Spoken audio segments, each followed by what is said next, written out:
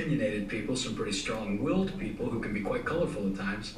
And you got to be able to say, this is what I think's right, this is what I think's the truth, and at least as far as it pertains to me and my people, here's what we're going to do. As it pertains to air management, I recognize there are challenges in putting air management together. I recognize there are challenges in getting it implemented in departments, and I realize the rule of air management, particularly having fires get out before their bell hits, can be a tough sell. That being said, it's the right thing to do, and that's what leaders do. They do the right thing, no matter the personal cost. All you have to do is look at what's happening across the country to make a decision on whether or not you want to expose your firefighters to the products of combustion in the modern smoke environment. If that's your game, then you ought to quit. If you don't have the guts to stand up to firefighters and tell them, as far as it relates to me and my fire ground, you are not going to breathe smoke, do everybody a favor and quit. Because we don't need you, and your firefighters don't need you. They may not know it, but what they need is a leader. They need somebody who is going to look at the facts, and the facts are clear. We presented them in the program. Look at the facts, make a determination of what's best for my firefighters, and then by God, they do it. And that's what the rule of air management is all about. I understand it takes time. In my own department, it didn't just happen overnight. It took us a course of many years of changing attitudes, of changing behavior, starting with our own. As leaders, you got to start with your own behavior. Nobody is going to look at you as a leader doing something completely opposite from what you say you do, and then you do the opposite and take you seriously. And unfortunately, we got a lot of that in the fire service today. By holding to what you know to be true, by taking the facts as we've laid them out in the program, as you can read about in the book, or you go to the classes or read in the articles, it'll become very clear to you very quickly. Allowing your firefighters to manage your air the way I was taught, the way the majority of the fire service were taught, is an absolute recipe for disaster. Now, you have a pretty simple solution in front of you. The only thing you're going to meet with is resistance from people who don't want to do it. Now's the chance to lead. I mean, this is why you decided you wanted to be a leader in the first place. Now's your chance to take the men and women that are in your department and clearly articulate to them, I am going to show you a way that can get you home to your family at the end of the day. And that's the message I give to my troops. When I see the firefighters on my crew, I know their wives' names, I know their kids' names, and I know full well, having just watched one of my own sons get married, they want to see their sons and daughters graduate. They want to see their sons and daughters get married. I have a responsibility as the captain of my crew, as the captain of my firehouse, to ensure that every single one of them have that opportunity, the same privilege I've had. Air management is one of the key pieces in making sure that happens. We aren't losing a lot of firefighters because they're burning to death. Happens once in a while, not happening very much. We're not losing a whole lot of firefighters because of buildings falling on top of them. I think we're doing a pretty good job of keeping them out of the collapse zone. We are losing firefighters because they are getting in too far, getting lost, getting trapped, and now they're choking to death and they're running out of air. That's where a leader has to step in and say, no more. At least as much as it depends upon me, my firefighters are going to manage their air, and they are going to have some type of reserve available to allow them to survive the worst day of your life. Look, if you don't want to lead, don't lead. Nobody's holding a gun to your head. There's 1,000 people waiting to get in the door, howling at the door to get your job. If you want to be part of this game, if you want to be part of the National Fire Service, the brother and sisterhood of the fire service better be more than just a bumper sticker you bought at the last convention. It better be something you hold here, that you hold sacred, and that you're willing to stake your life to. If you're willing to do that, and I can see that in your eyes, I'll follow you. If I can't see it, I won't follow you anywhere. We get asked the question all the time. I'm just from a little small department. I'm just a volunteer. Is air management something that I can really do anything about? Let me deal with the first part of that. If you come up and ask me a question, you come and talk to me, I will never get upset with what you ask. The one thing I will get upset with you about is if you come up to me and say, I'm just a volunteer, because there's no such thing as just a volunteer. You're a firefighter or you're not. That's the way we approach it. I can tell you that the people in your jurisdiction, if you're from a 5-person volunteer fire department in the hills, they could care less what's going on in the fires in the Seattle Fire Department. Couldn't care one bit about what's happening in New York or in Indianapolis or in Miami. What they know in that small little volunteer fire department when their house is on fire and their kids' lives are at stake is that the one shot they have at those kids surviving that fire is that volunteer fire company, those firefighters that are showing up.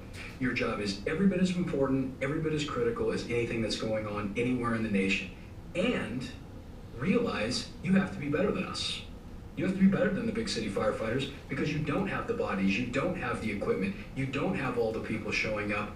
You have got to make it work. So, can you do air management? And the answer is yes, you can. The Roam is probably the easiest air management program you're ever going to come across because it puts the onus back on the individual wearing their air. There doesn't have to be somebody outside managing your air for you. There doesn't have to be a really expensive telemetry system or some type of tracking system that you can't afford anyway, tracking your air for you. You do it. Your air is your responsibility. So no matter the size of your department, no matter how many people you have, no matter what type of tactical system you run or ICS system you run or all of this stuff, your air is your responsibility and you management. And though it's tough to talk about, we have to talk honestly about the fact that the citizens have decided by how much they pay in taxes, by how much they support the local fire department, how much fire service they're going to support. If you're showing up with 4 or 5 members on your team, that's going to dictate how much firefighting you can do. To push beyond that and to exceed your air limits because you don't have enough staffing on scene, to go beyond it for anything other than saving a life. You're saving a life? I'm with you. I'm going to risk everything to save that life. I'll risk every single thing I have, and I have a lot of things. I have a wife of 25 years, 2 beautiful boys. I got a mom and dad that, believe it or not, still love me. I have a sister and her family. I have a lot of people that I care about. I have a lot to lose. I will risk everything for sure your life. Beyond that, the risks are going to diminish dramatically as we move forward. If you're using the smaller department, you know the citizens have decided how much fire protection they want, you give them that.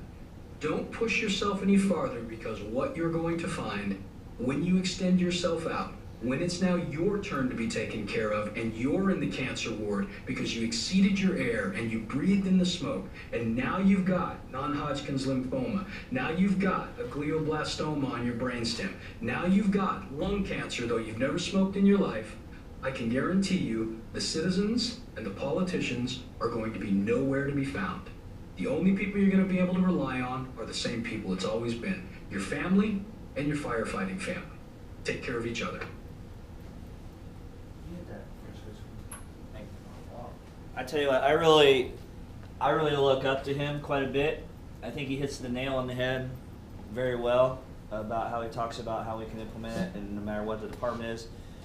So the other thing I want to leave you with before I do the last video is it's kind of a save your own kind of thing, but it's very easy to do. So Josh, okay, so if you got stuck in a fire today, say you fall through a floor, you're down in a basement and you can't get out, what were you taught as far as air management, how to save your air? Skip breathing, trying to slow your rate of breathing, okay. However you can. I know it's going to be ridiculously hard to do, but if you can relax yourself. Right. Okay. You. Same thing? Yep. Cam, you got some time on. What were you talking, brother? What is it? Filter breathing. Yeah. Filter breathing. Yes, I love it. And you talk about the pig head axe in the floor. I never heard that, but that makes sense. We Chief Williams, what I was taught, take that MSA hose, shove that bad boy in your coat, breathe off the nozzle. Remember that? You put it on white fog or something. What? I've already asked you. LT, were you here for this yesterday? Okay. Skip breathe. Dylan? Same things. Skip breathe. Okay, so like up in Indianapolis some years ago, they did a little study. And it was done with the Sinai Coalition, the smoke people. And they put firefighters on treadmills. And they did time things to see, the long and short of it is, they tried normal breathing and skip breathing to see how long the bottles would last at a certain level. What do you think the times were with skip breathing? More or less, same? What do you think? They were the same. They were exactly the same. The reason being is because, who's been an EMT for a couple of years? Okay? I'm going to, Eris. See, I got it right this time, right? Yeah, you got it. Eris. You got it right. Eris. I'm struggling. All right, I'm just gonna call you 8 Ball You got it because right. I'm just gonna shake you up on your side. That's cool. 8 Ball. 8 Ball. Because one time I'll get errors, one time I'll get errors. Thank you. That's the Done. name until you retire.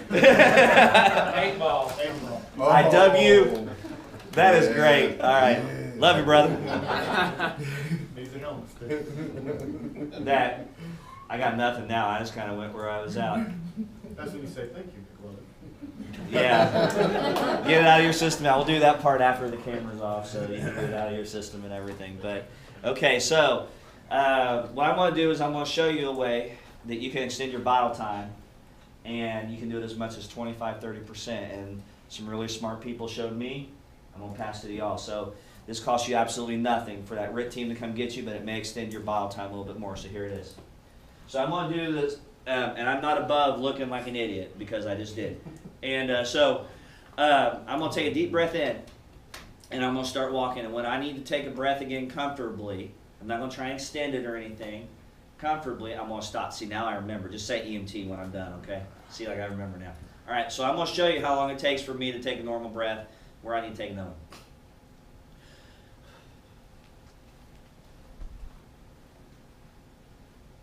I'm nervous about here. Okay, so now I'm going to do something that's called hum breathing. You ever heard of that before?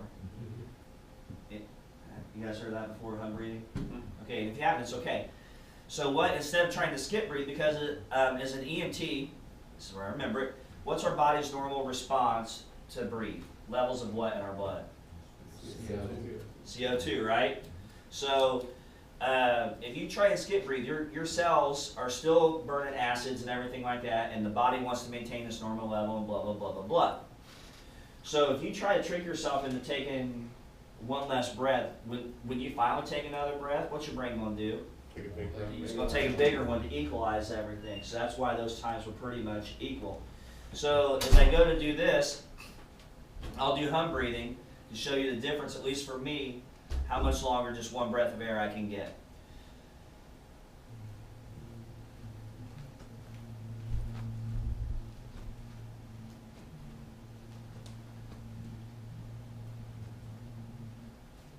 And I didn't try and extend that any further. It's just that was where it was comfortable, and I have to take another breath. I was taught singing. You Is can that the same sing. thing? You can sing, hum, same type of thing. And what you're doing is you're actually taking your air and pushing it out a smaller spot than when you normally breathe, because it can come out your nose and mouth. So you're using your air more efficiently. Now, does that mean extend your bottle time in there to have the time of your life doing an overhaul and everything like that, battling it out with the beast? No, that's for when you're having the worst day. That happens, okay? And that's what that's for. Oh, shoot. Skip breathing will help you stay calm. It will help you stay calm, because when that does happen, things start going in slow motion. When it happened, at least it did for me. And I'm not going to lie, I was scared crapless, to be honest with you. If I would have known that, I wouldn't have sucked that mask to my face. And so I really wish I would have known that. Same reason military, when they run information, they sing cadence. It's not just to keep them in step, it's to. I never heard of that before, but that makes sense. People to control their breathing, because you think about how many people actually wear themselves out breathing when they go jogging, it's because they don't control their breath. They don't That's control really their good. breathing. I've never heard, that's really good. I like that. That makes sense. Very cool. All right, so the last video. This is one that kicks me in the belly every time I watch it.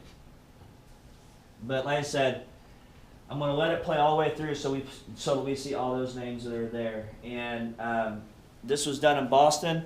One of the firefighters that was in this video, and I can't remember which one for the life of me, but passed away shortly after this video was made. And this talks about Boston and some of the guys that have been doing the job. I mean, it's seen a lot of fire in their day. And so there you go.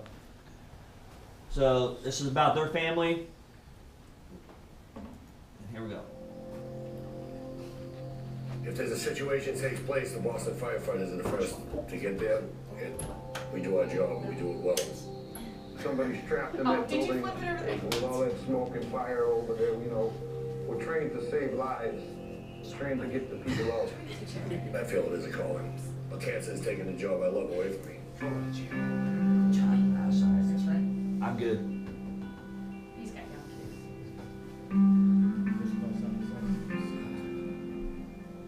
here just to commemorate my husband's life.